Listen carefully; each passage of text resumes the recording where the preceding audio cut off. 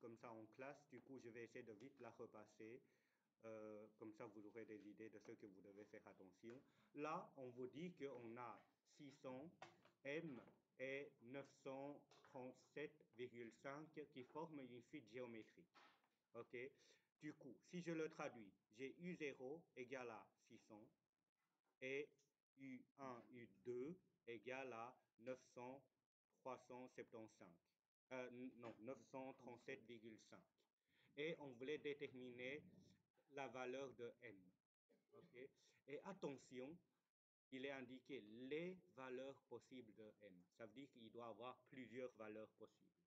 Et comment on peut trouver ça? Il faut commencer par chercher la raison, puisque je ne sais pas si vous vous rappelez, je vous ai donné une indication, c'est que lorsque dans une énoncé, on vous donne deux termes quelconques, il faut toujours utiliser la formule 2 des. Okay? Il faut toujours commencer par la formule 2. C'est la seule possibilité.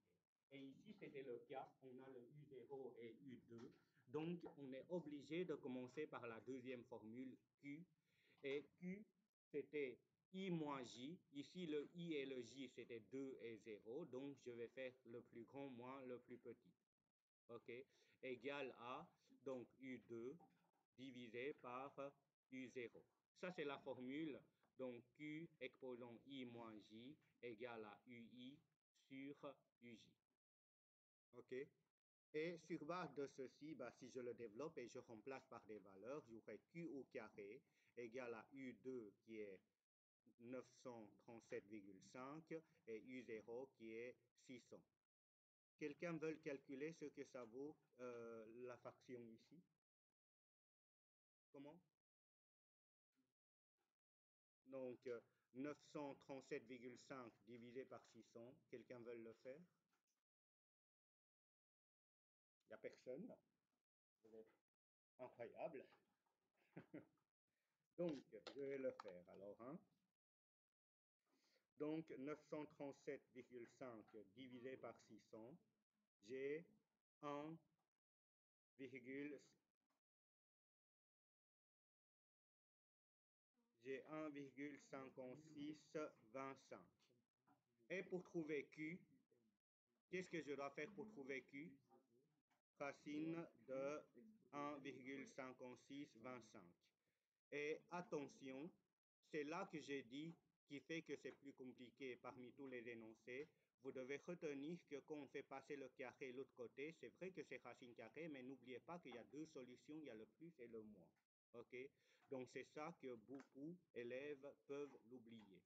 Donc, si je cherche racine carrée de la réponse ici, j'aurai 1,25. Donc, plus ou moins 1,25.